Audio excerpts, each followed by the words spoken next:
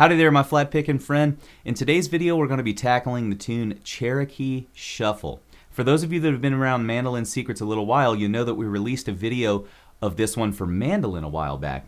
Today's version of the tune is a little different for the guitar, but both still use the same skeleton melody, we'll call it, or the same important notes that are placed throughout the fiddle tune here. So if you play this together with one of your mandolin buddies that's learned our Mandolin Secrets version, it's going to sound A-OK.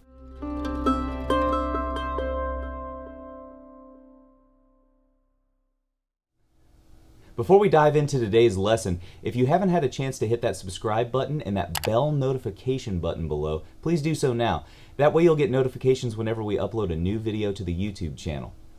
Also, if you're looking for a more enhanced learning experience with PDFs of the sheet music and tablature to all these flat pick fiddle tunes, as well as play-along tracks, backing tracks, and other educational tools, check out the link below in the description to mandolinsecrets.com/guitar. There you'll find all sorts of information about the Guitar Club and how you can get access to these tools and our community where you can interact with other flat pickers about our lessons and anything generally related to flat pick guitar. Alright, before we go ahead and dive into the demonstration on this tune, I want to show you a few things that might help your success when you're starting to learn this tune. The one thing that I really like to point out with this arrangement is that for all of the 4th fret notes that happen on the D string, I like to use my pinky. So for example, let me just play through the entire A part to Cherokee Shuffle here, and I'll stop when I get to that point.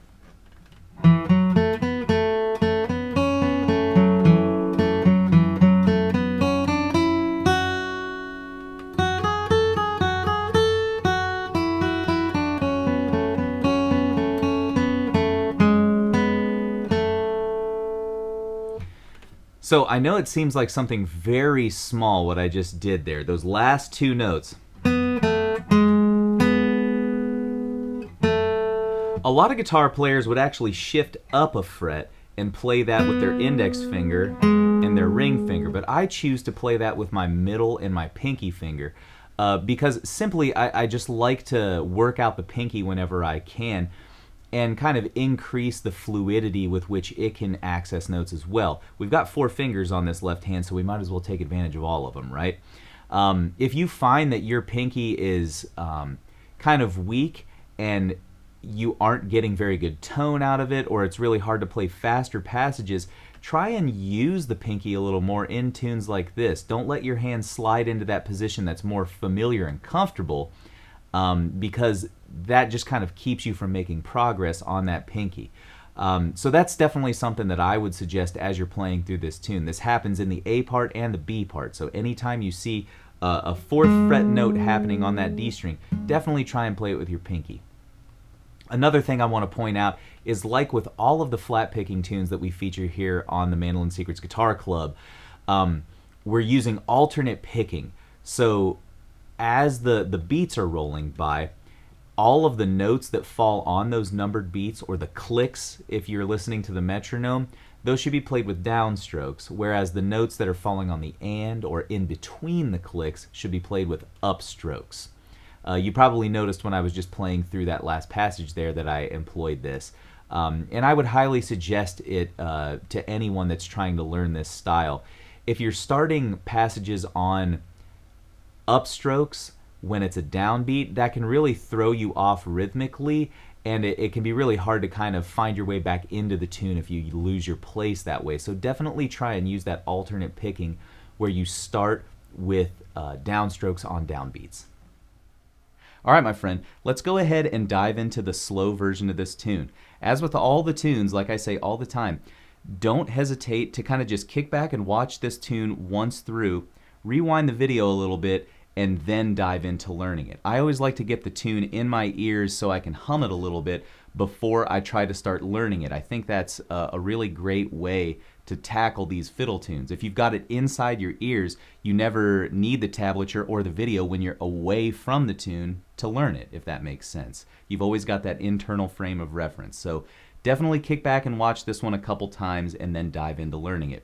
Here's the slow version of Cherokee Shuffle. Let's go ahead and dive in. Alright, so here's the slow version.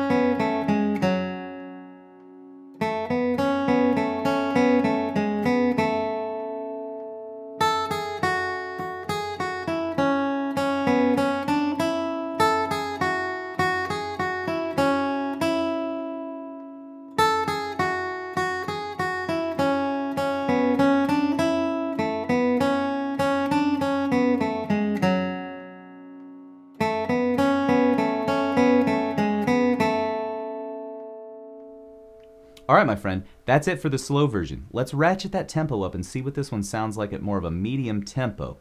This is kind of the tempo that you're likely to encounter this tune being played if you go to a jam session, and like I say with a lot of these other videos, possibly even faster than what I'm playing it here. So you can think of the fast version that I'm about to present as a good goal for this tune to walk into your first jam session with it, okay? Let's play this one at a little bit of a faster tempo, and we'll see you on the other side.